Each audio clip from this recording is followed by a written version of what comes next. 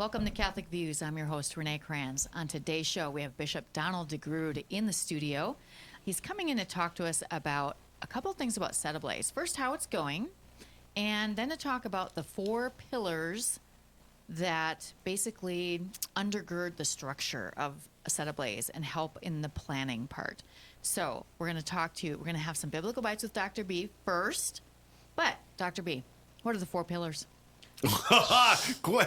Well, see, there's a couple of 4s associated with Set Ablaze. So I don't know if I know. Would the pillars be the worship?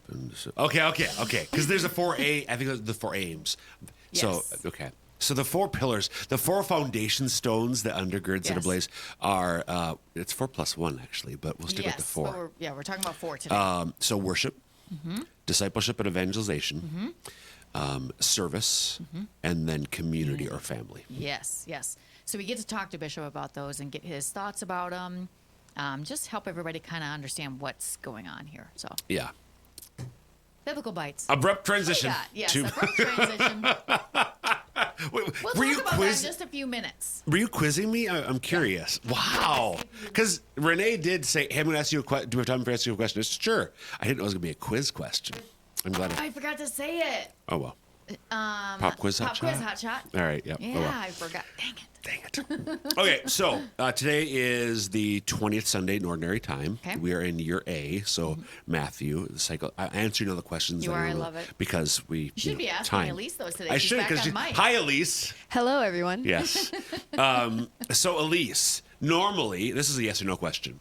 Normally, is there a theme that runs through all the readings at Mass, Elise? Higher. Only the second or first in the gospel. And the Psalm, yes. Oh, correct. yes. So, as it turns out, coincidentally, providentially, there is actually a theme that includes the second reading today. Ooh. So last week we talked a little bit about the second reading. We're going through Romans right now, and Paul was lamenting the fact that the majority of his fellow Jews at his time did not recognize Jesus as the Jewish Messiah. Right.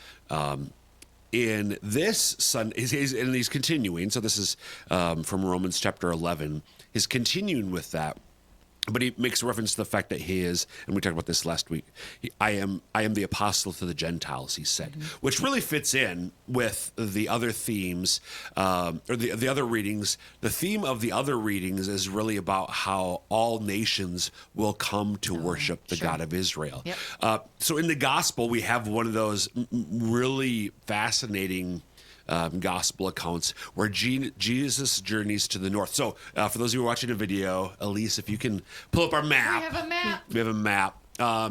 So Jesus is in Galilee, and he journeys north of Galilee. You can see where there's Tyre and then Sidon. These are 2 cities on the seashore. Man, 2 cities on the seashore of the Mediterranean Sea, where Canaanites lived. These were Phoenician cities. Phoenicia was a sea power. There had been a relationship at times positive between the Israelites and the Phoenicians. For instance, during the time of David and Solomon, there's a good relationship. But then Jezebel came from, and we may not know who Jezebel is, but it's not good to be a Jezebel. Right. So Jezebel came from Tyre. I think from Sidon specifically. So Jesus journeys here, and he has an encounter with a pagan, a Gentile, a Canaanite woman, who wants him to cast out a demon from her daughter. And we get the famous line, basically about, we don't want to throw food to the dogs. Oh, yes. So it sounds so mean. It does sound so mean. Jesus is, he said to this woman, "It is not good to take the food of the children and throw it to the dogs." She said, "Please, Lord, for even the dogs can eat the scrap. Even the dogs eat the scraps that fall from the table of their masters." And here, even though Jesus focused most of his attention on his fellow Jews, we see in this interaction a glimpse, a hint at the fact that ultimately all people will be invited to follow Jesus as the Messiah. Yeah. Thanks a lot, Dr. B.